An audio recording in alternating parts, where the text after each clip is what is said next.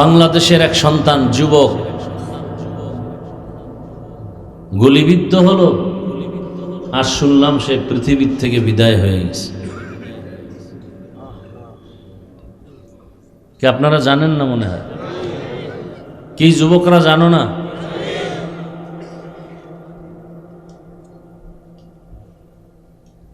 এটা একটা বিচ্ছিন্ন ঘটনা মাত্র, স্বাভাবিক। মনে করো একটা কাককে গুলি মারছে, এরকমই।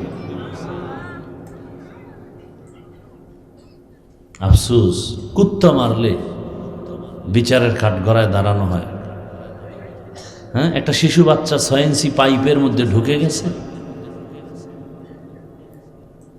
ফায়ার টিম, প্রশাসনের সবাই সেই মাটি খনন করলো, অনেক গভীরে গিয়া সে বাচ্চাকে উদ্ধার করলো, আর তাজা প্রাণ গুলিবিদ্ধ হলো, কোনো আওয়াজ নেই। আমি বুঝতেছি না, নাকি আমি আবার বলি এটা আমার অপরাধ?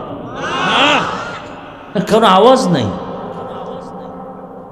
তার মানে যুবকদের জন্য একটা অশনি সংকেত যে তোমাদেরকে মেরে ফেলা হবে, আর কোনো বিচার পাবা না।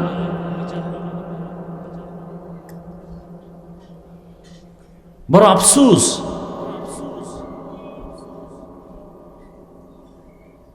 একটা নিরাপত্তাহীনতায় আমরা ভুগতেছি।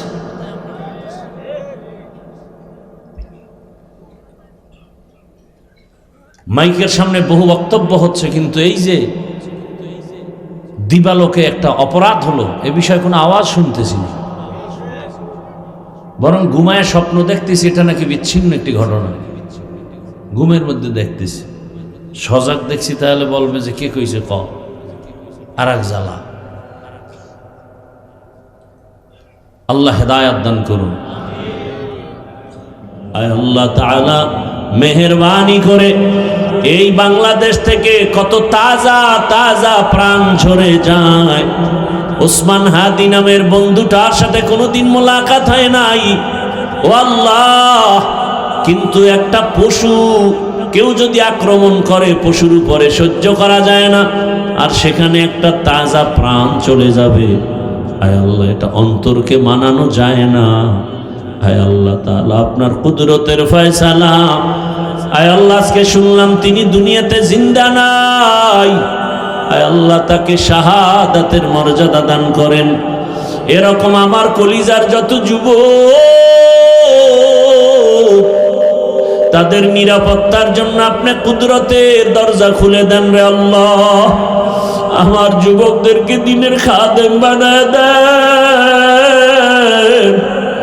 আয় আল্লাহ, প্রত্যেকটা যুবকের দেশের জন্য আপনি ঢাল বানায় দেন। আয় আল্লাহ, কত যুবকের কথা শুনলে কলিজাটা ঠান্ডা হয়ে যায়। আমরা দিনের কাজ করি, দেশের কাজ করি, জনগণের পেছনে খেদমত করি এক লাইনে, আর আমার যুবক বাবারা কিছু আছে, তারা ভিন্ন লাইনেই দেশের জন্য কাজ করে, জনগণের জন্য কাজ করেন। আয় আল্লাহ, দেশের দরদি, জনগণের দরদি, দ্বীনের দরদি যারা, কুদরতে তারা তাদের হেফাজত করেন। আপনি ছাড়া আমাদের আপন কেউ নাই, আপনি ছাড়া আমাদের নিরাপত্তা দেওয়ার কেউ নাই। আয় আল্লাহ, ফেরেশতার দ্বারা নিরাপত্তার ব্যবস্থা করে দেন। আর যেন কানে না শুনি, যুবক নাই, তাজা প্রাণ ঝরে পড়েছে। আমার এই পবিত্র বাংলাদেশ, এত মসজিদ, মাদ্রাসা, আলেম ওলামা, এত জিকিরের আওয়াজ, আজানের আওয়াজ, এরপরও কেন এত বড় বড় জুলুম হবে বুঝতে পারি না রে মালিক। ও আল্লাহ, গুনার কারণে বেজার হইয়েন না, হেদায়াতের নূর দিয়া সিনাটা ভরপুর করে দেন, 5 ওয়াক্ত নামাজি বানায় দেন। আমার কলিজার যুবকদের দেশ ও দিনের খাদেম বানায় দেন। আয় আল্লাহ, দেশের জন্য, দিনের জন্য, জনগণের জন্য আমাদেরকে নিরলস আমানতের সাথে কাজ করার তৌফিক দান করেন। আয় আল্লাহ, সামনে নির্বাচনের এক মহড়া, যার দ্বারা দেশের উপকার হবে, জনগণের উপকার হবে, ইসলামের উপকার হবে, তাকেই বিজয় দান করেন আল্লাহ।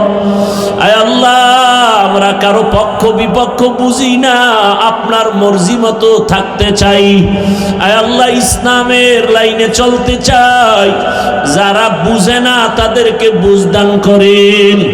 আয় আল্লাহ, যারা বুঝিয়াও উল্টা পথে চলে তাদেরকে হেদায়েত দান করেন।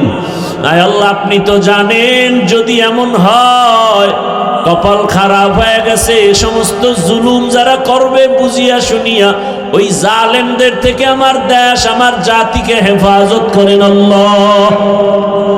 মা বোনদের ইজ্জতের হেফাজত করেন, আমার চাকরিজীবী ব্যবসায়ীদের ইজ্জতের হেফাজত করেন আল্লাহ। পরস্পরে মোহাব্বত বাড়ায় দেন, নবীজির মোহাব্বতে আমাদের দোয়া কবুল করে নেন। হাসবুনাল্লাহু ওয়া নি'মাল ওয়াকিল, নি'মাল মাওলা ওয়া নি'মান নাসির।